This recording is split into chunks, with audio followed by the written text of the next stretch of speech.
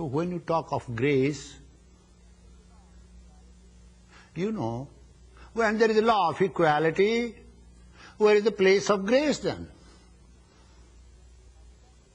It means, the place of grace means when you have done your efforts with mind, action and speech, and even then if you are not successful and you cry like Kanava Rishi of Vedas. That's why he's called Kanava. Means he used to cry. He cried, bitterly cried, that I have made all the efforts. And after making all the efforts, I have not attained anything, my Lord. Suddenly, the field of mind expanded, and you go beyond the unconscious to the domain of peace and happiness within you. Many of us, most of us believe in God according to our convenience. When we have something,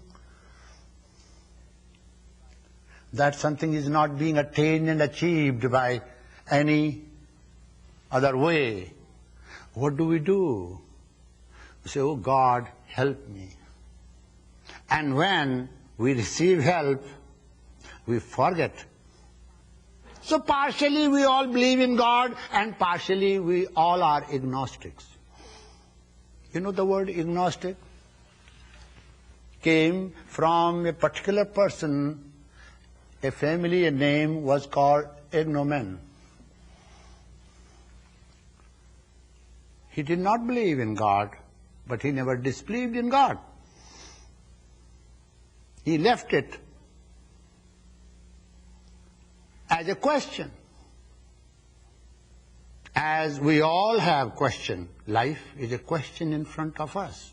But then how are we using this little mind, which is like a foot rule, to measure this vast universe and its mysteries and its creator, if there is any? So when we try to think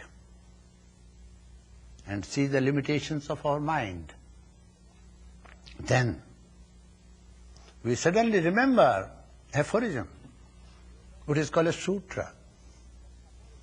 Yoga Sutras Of Patanjali. That aphorism and sutra, a compactus, abstruse and complete.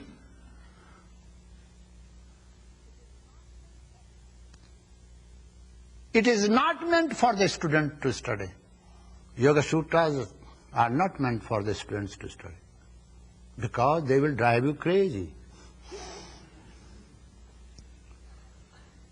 They are meant for the teachers. They are like curriculums. Those teachers who are competent. Competent teachers means those who have studied through tradition from their competent teachers and at the same time practiced and verified the truths therein. They alone have right to teach. These days, people like me. We teach Yoga Sutras, we teach these sutras, but in ancient times, these sutras were not taught.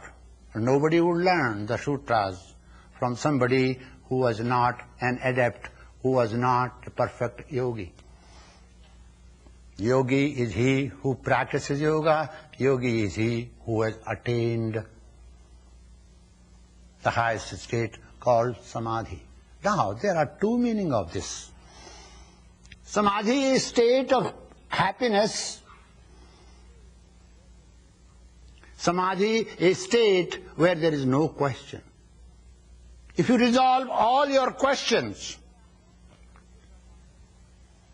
if there are no questions in your mind, can you imagine what will be the condition of your mind? How will you think and what type of thinking you will have? In a state of samadhi, you lead your mind to that state by training it. I differ with the word Chitta Vritti Nirodha, the second sutra. the way it has been explained into English language, because there is no equivalent word in any other language but in Sanskrit, which I will explain to you. Historians are trying to find and search about Patanjali's life, and have seen Western and modern historians written such thick books. Finally, you don't understand anything. They could not find out. They wrote such a big book and in the end say we could not find out. You see, and that is taught in the universities and colleges. Once I became a visiting professor to a university called Sagar University, where Yoga Darshana and Yoga Sutras are taught. No student having master's degree did not know what Chittavriti means. Because academic way, what is academic way of explaining to Swami Rama, who has never tasted any sugar, who comes from wild, you see, Himalayas, who doesn't know anything, who from a very primitive cave, and how academic way can tell me what how sweet tastes? Tell me, any of you? Monastic way is, here is the sweet, eat it, experience it. And that is the taste of the sweet. Few commentaries, Vyasa, Bhoja and other commentaries, are taught in the university without an explanation. This is a very important text, classical text. Buddhist schools, all three schools, Mahayana, Hinayana, Navayana, they borrowed something from this text. Jainism borrowed something from this text. Upanishads is full of, you see, yoga teachings. There is no such religion in the world that does not have something about yoga. Yet it is not a religion. Nowhere Patanjali says that you should become Buddhist, you should become Hindu, and you should become Sufi, and you should become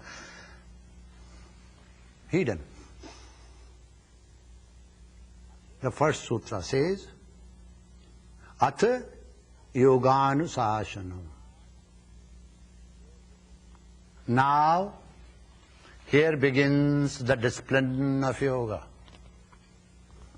Now, when you say now, do this, it means your teacher has told you, instructed you to do something before that, and when you are prepared, when you have accomplished and when you have completed, then your teachers tell you to do something. It means the preliminaries are not mentioned here.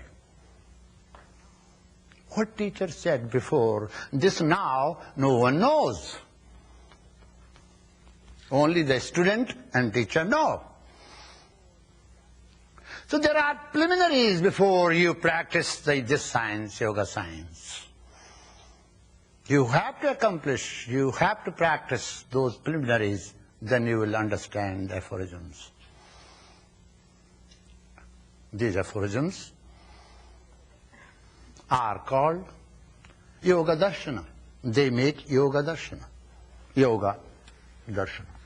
Darshana words come from its root Drishyate Annena, through which you can see. As you see your face in the mirror, through this darshana, through this classical text, you can see the self. That's what darshana means. It is called sutra. Sutra means string. That string which binds many beads is called sutra. It is the very basis of Eastern psychology.